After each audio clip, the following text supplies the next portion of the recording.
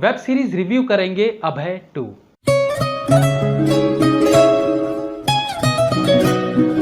अभय का पहला सीजन कई सारी रोमांचक कहानियों से भरपूर था। ये एक ऐसी वेब सीरीज थी जहां बहुत सी सच्ची घटनाओं की माला पिरोकर दर्शकों के सामने पेश किया गया था। इस वेब सीरीज में उन घटनाओं को स्पेशली फोकस किया गया है जो आम मर्डर से थोड़े अलग थे। ये वो केसेस थे जो ये दर्शाते हैं कि एक खूनी, एक मर्डरर, एक साइको किस हद तक हैवान हो सकता है। उसी कड़ी को आगे बढ़ाते हुए अभय का दूसरा सीजन रिलीज हुआ है जो सेम उसी पैटर्न पर बना है। यानी यहां भी कुछ साइको किलर्स की कहानी आपको देखने को मिलेगी। लेकिन उससे पहले आपको एक चीज को जान लेनी चाहिए कि यह वेब सीरीज पूरी रिलीज नहीं हुई है, यानी इसके केवल 3 एपिसोड्स रिलीज हुए हैं। मुझे लगा कि क्योंकि इसकी हर एपिसोड की कहानी अलग होती है तो इससे फर्क नहीं पड़ेगा कि 3 ही एपिसोड क्यों रिलीज किए गए।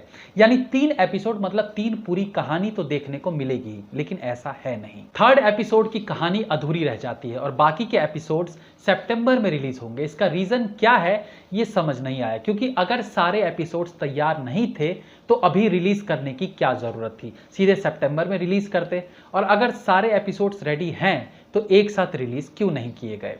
खैर, ये तो मेकर्स जाने।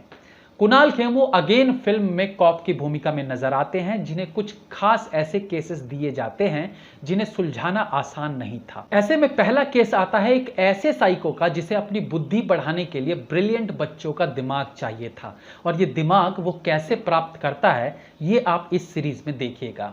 इस पहले एपिसोड में चंकी पांडे ने साइको किलर की भूमिका निभाई है।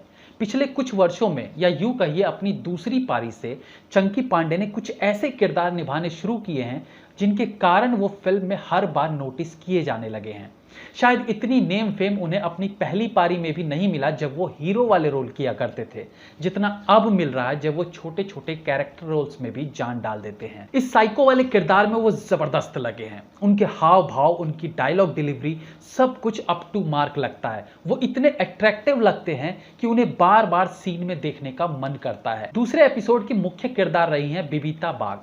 फिल्मों और वेब सीरीज में कुछ बेहतरीन किरदार निभाने के बाद एक बार फिर से वो इस वेब सीरीज का हिस्सा बनी है, एंड नो डाउट कि इस बार वो पहले से भी ज्यादा निखर कर आई हैं। एक कॉल गर्ल का किरदार इतना आसान नहीं होता। उनके हाव भाव, बोलने का तरीका सब ऐसा होता है जो आम लड़की के लिए जान पाना आसान नहीं होता। लेकिन बबीता ने न केवल अपने कॉल गर्ल वाले रोल को जबरदस्त निभाया है, बल्कि अपने साइकोपने को भी बखूबी पर्दे पर दिखाने में वो कामयाब रहती हैं। हर साइको किलर के पीछे एक कोई ऐसी घटना होती है, कोई ऐसा पास्ट होता है जिसके कारण वो साइको बन जाता है, क्रूर बन जाता है। और ये पास्ट ज्यादातर ऐसा होता है जहां उस साइको को बहुत कुछ सहना पड़ा हो, यानी कुल मिला के एक दुखदाई घटना उसके साथ घटित हुई हो। लेकिन बबीता बेग वाले इस एपिसोड में ऐसा भी नहीं कि उसके साइकोपने के पीछे ऐसा कोई माइंड चेंजर वाली घटना घटी हो। बस नॉर्मल कारणों से उसका साइको बन जाना कहानी को थोड़ा अलग करता है। तीसरे एपिसोड में एंट्री होती है एक और साइको की, जिसे निभाया है एक्टर राम कपूर ने। राम कपूर की एंट्री जबरदस्त ढंग से दिखाई गई है। टीवी सीरियल से फिल्मों और वेब सीरीज में कदम रखने वाले राम कपूर इस बार एकदम अलग अवतार में दिखाई पड़ते हैं। इसलिए कहा गया है कि एक डायरेक्टर ही फिल्म का कमांडर होता है। उसके हाथ में है कि वो किस तरह के एक्टर से किस तरह का रोल करवा ले। राम कपूर अपने इस किरदार में जबरदस्त लगे हैं। शुरू के काफी सीन्स तक वो बिना कुछ बोले भी आपके दिलो दिमाग पर दस्तक देते रहेंगे।